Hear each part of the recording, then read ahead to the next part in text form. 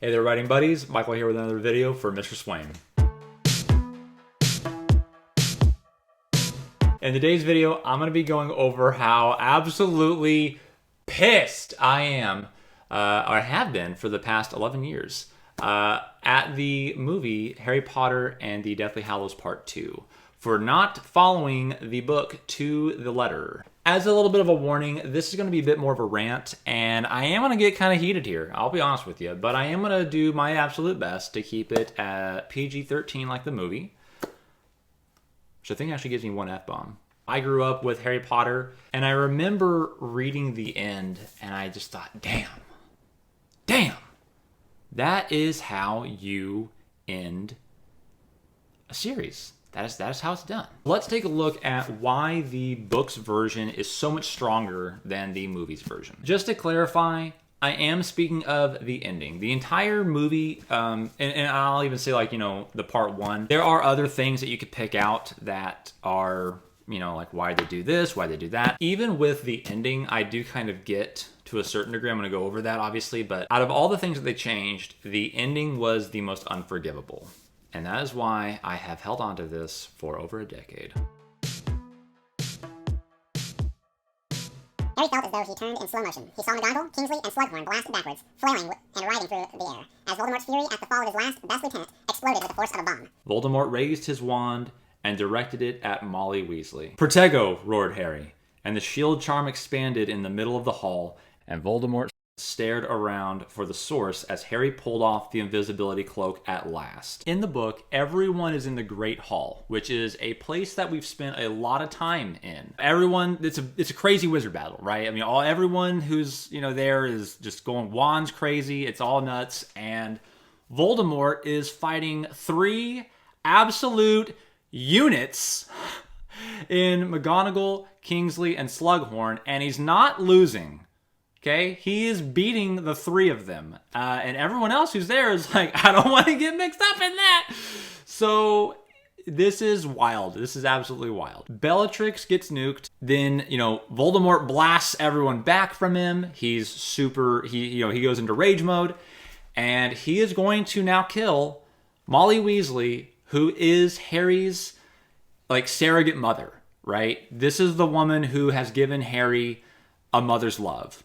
Okay, and then Harry, being hidden,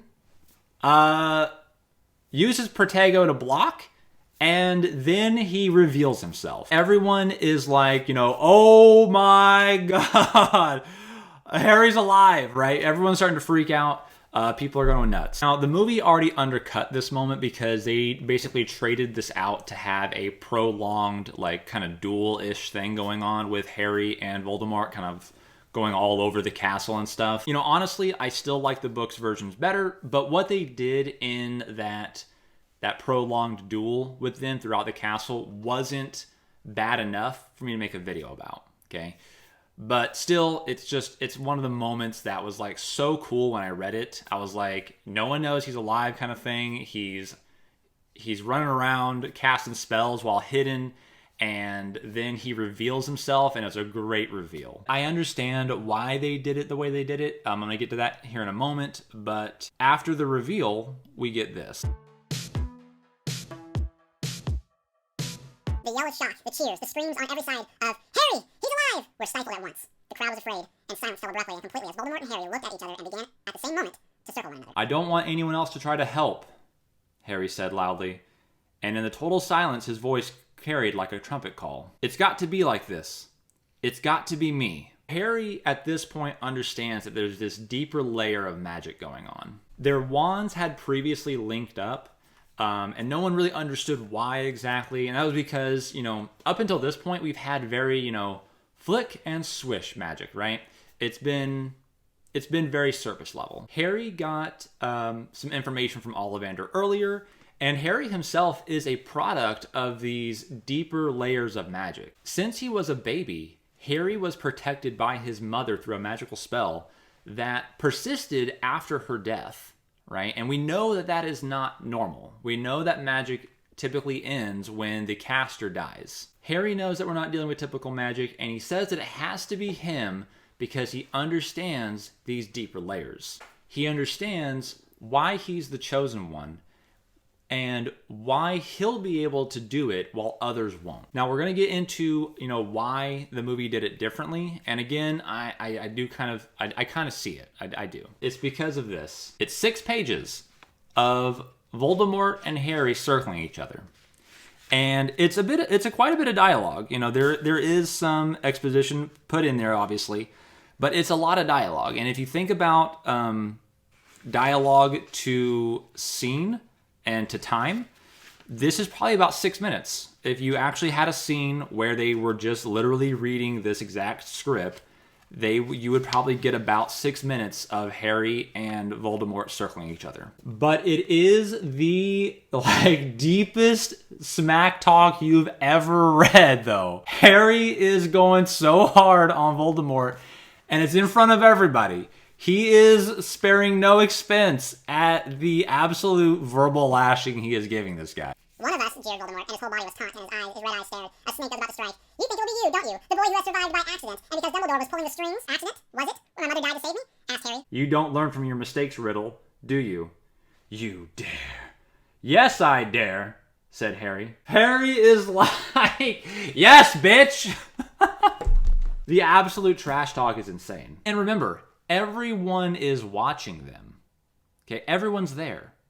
It says hundreds in the hall are watching this right now. They are watching the scariest, most dangerous criminal that they've ever seen, Say what you will about Grindelwald and whoever else might have been in the past, right? Voldemort terrorized them for years before. He was gone for about 13 or 14 or whatever.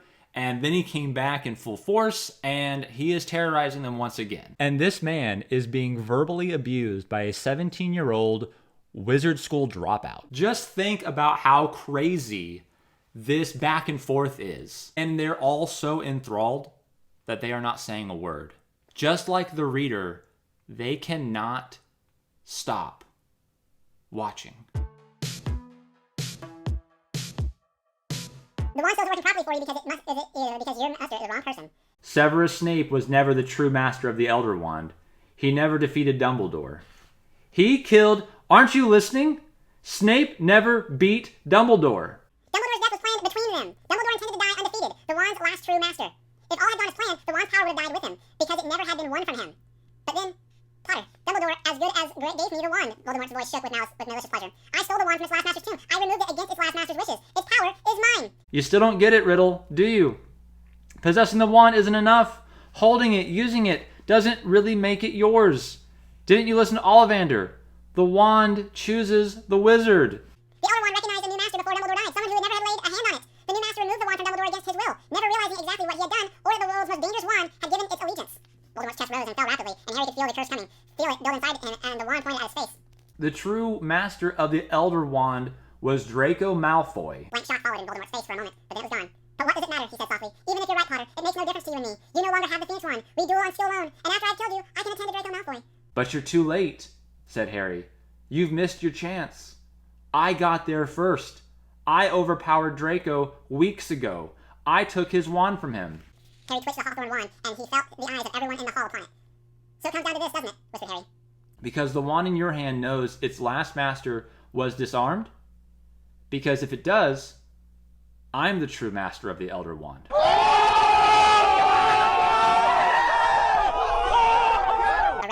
A red gold glow burst suddenly across the enchanted sky above them, as an edge of dazzling sun appeared over the sill of the nearest window. The light hit both their faces at the same time, so that Voldemort was suddenly a flame blur. Harry heard the high-voiced screech to yell to stop the best heavens, pointing Draco's wand.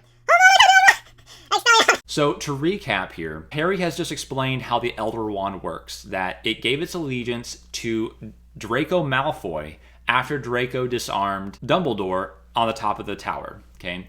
And that Harry now owns the wand, Draco's wand, he holds it up for everyone to see, and that he had disarmed Draco, and so therefore the question is, does the Elder Wand know that Harry disarmed Draco?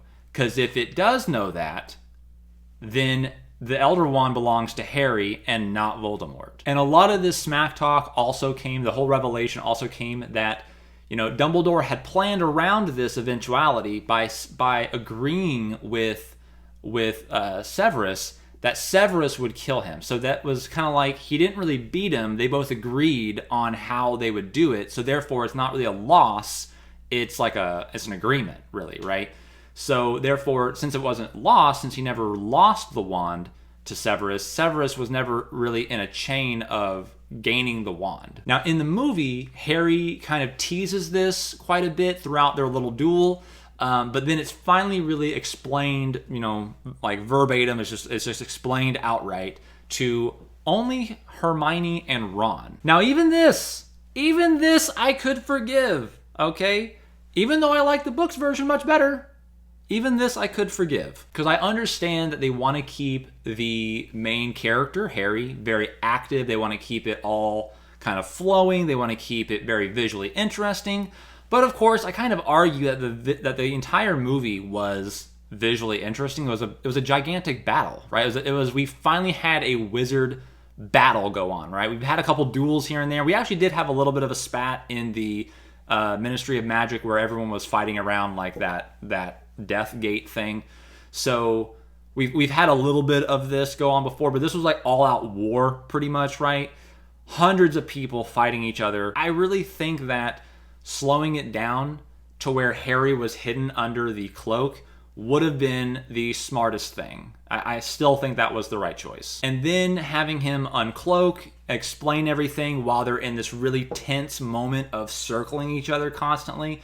Everyone there is watching. There's no one else. Voldemort's all alone, right? Everyone who's there is Harry's friends and family, right?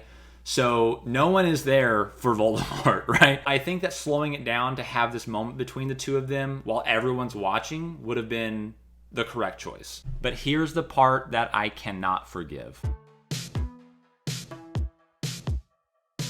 The bang was like a cannon blast, and the golden flames that erupted between them at the dead center of the circle they had been treading marked the point where the spells collided. Harry saw Voldemort's green jet meet his own spell, saw the Elder Wand fly high, dark against the sunrise, spinning across the enchanted ceiling like the head of Nagini, spinning through the air toward the Master, who had come to take full possession of it at last. And Harry, with the unerring skill of a seeker, caught the wand. In his free hand, as Voldemort fell backward, arms splayed, the slit pupils of the scarlet eyes rolling upward, Tom Riddle hit the floor with a mundane finality, his body feeble and shrunken, the white hands empty, the snake-like face vacant and unknowing. Voldemort was dead, killed by his own rebounding curse, and Harry stood with two wands in his hand, staring down at his enemy's shell. First, it happens in an instant. It's not the spell beams, it's spell shots. It's like magic bullets almost, right? It's just... Before he's dead, the wand that would not kill its master flies from Voldemort's hand out over, and it goes to Harry. This happens as the spell rebounds, and it hits him. It hits Voldy in his slithery little face, and he falls back, thuds on the ground, and he is dead. And everyone watched. Everyone watched. They were all there to see Voldy die. They have a corpse to look at. It's clear that Voldemort's dead. Harry was the boy who lived, but Voldemort was the villain who survived death. He came back, right? There was no body the first time.